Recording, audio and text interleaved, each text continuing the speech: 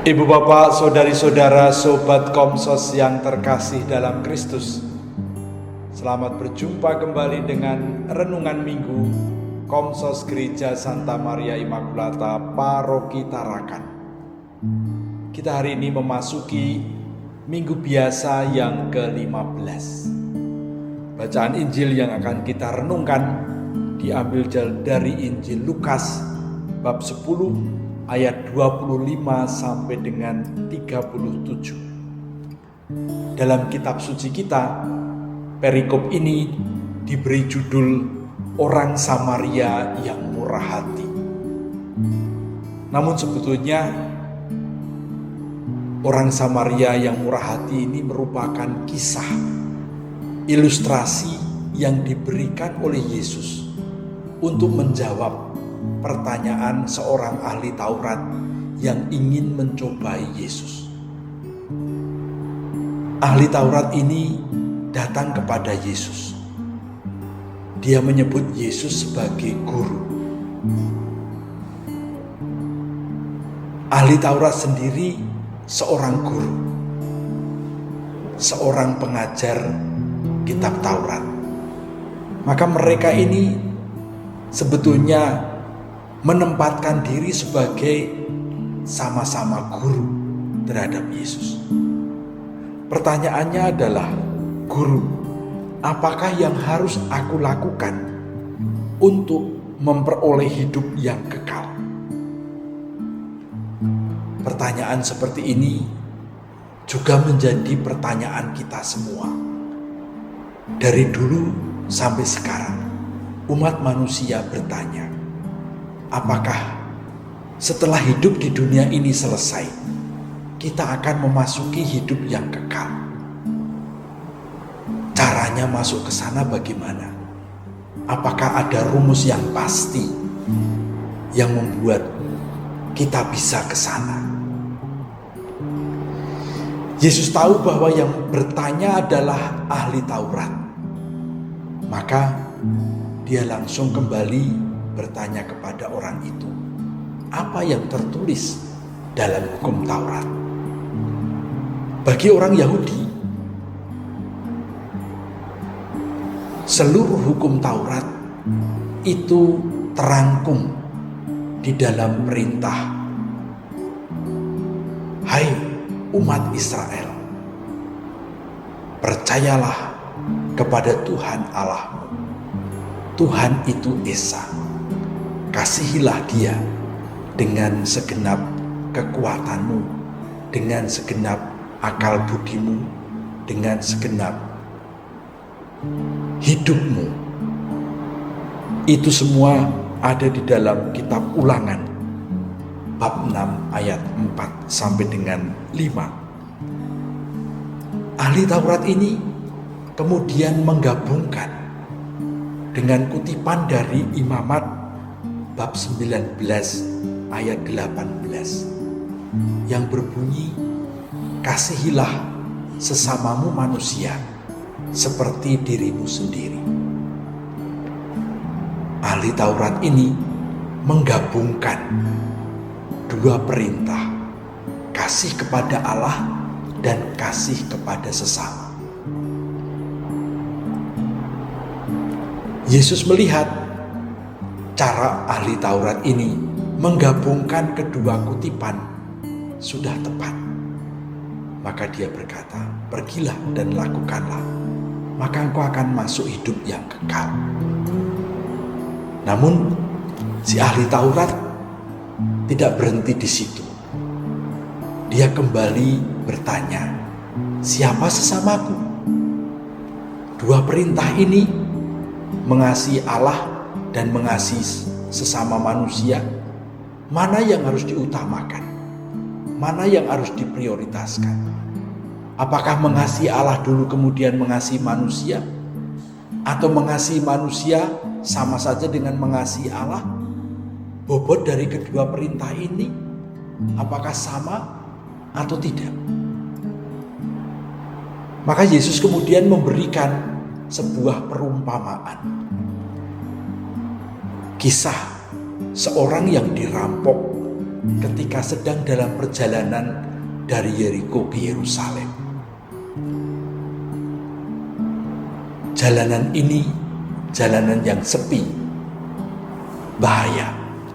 Tapi banyak orang juga lewat jalan ini untuk menuju ke Yerusalem. Ketika dia setengah mati di pinggir jalan, ada 3 orang yang lewat. Seorang Lewi, seorang imam, dan seorang Samaria. 2 orang yang pertama lewat tanpa memberikan pertolongan apa-apa. Padahal 2 orang yang pertama ini orang-orang yang mempunyai peranan, mempunyai kedudukan di tengah masyarakat. Orang yang ketiga, orang Samaria. Orang yang dianggap sebagai orang yang tidak lagi Yahudi murni. Namun justru orang Samaria inilah yang kemudian menolong orang malang yang tergeletak di pinggir jalan. Bukan hanya sekedar menolong di tempat, dia bahkan kemudian membawa orang malang ini ke tempat penginapan. Di sana mengobatinya. Bahkan ketika dia pergi melanjutkan perjalanan, dia berpesan kepada pemilik penginapan supaya meneruskan perawatan orang ini sampai sembuh. Kita semua dan juga ahli Taurat itu ketika melihat orang yang tergeletak di pinggir jalan, mungkin langsung berkata, inilah sesamaku manusia. Orang yang tergeletak di pinggir jalan, orang miskin, orang tak berdaya, itulah sesamaku yang patut aku tolong, yang patut aku beri perhatian. Tapi ternyata Yesus membuat pertanyaan yang berbeda. Yesus bertanya, menurut kamu, siapakah dari ketiga orang ini adalah sesama bagi orang yang dirampok? Pertanyaan ini berbeda dengan yang kita pikirkan. Yang kita pikirkan, sesamaku itu siapa? Sesamaku adalah dia yang sedang dirampok itu, dia yang tergeletak di pinggir jalan itu. Itulah sesamaku. Tapi Yesus membaliknya. Bagi orang yang dirampok itu, siapa yang dia anggap sebagai sesama dari 3 orang tadi yang lewat? Tentu saja ahli Taurat akan menjawab, orang yang menolong dia. Ibu bapak, saudari-saudara yang terkasih dalam Kristus, ternyata bagi Yesus, sesama itu bukan kita yang menentukan. Sesama itu orang lain yang menentukan. Apakah saya dianggap sebagai sesama oleh orang lain? Atau kita tidak dianggap sebagai sesama oleh orang-orang di sekitar kita? Disinilah menjadi penting. Mengasihi sesama adalah mengasihi orang-orang yang memang membutuhkan pertolongan kasih. Dan orang itu yang kita tolong merasakan bahwa kita adalah sesamanya. Maka dituntut suatu totalitas. Menolong bukan hanya sekedar mengulurkan tangan, tetapi menolong sampai tuntas, menolong sungguh-sungguh, menolong dengan tulus, menolong sampai orang yang ditolong memang merasa bahwa dia mengerti saya. Dia berbela rasa dengan saya. Dia sungguh-sungguh sesama saya.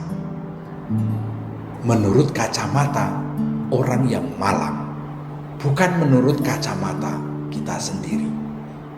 Itulah yang membawa kita kepada kehidupan kekal. Bukan kita yang menilai siapa sesama kita, tetapi orang lain yang menilai apakah kita pantas menjadi sesama mereka. Disitulah kasih kepada Allah dan kasih kepada sesama mempunyai bobot yang sama. Ada ketulusan, ada keikhlasan, ada pengorbanan dalam mengasihi sesama. Semoga kita bisa memberikan yang terbaik untuk sesama kita. Amin.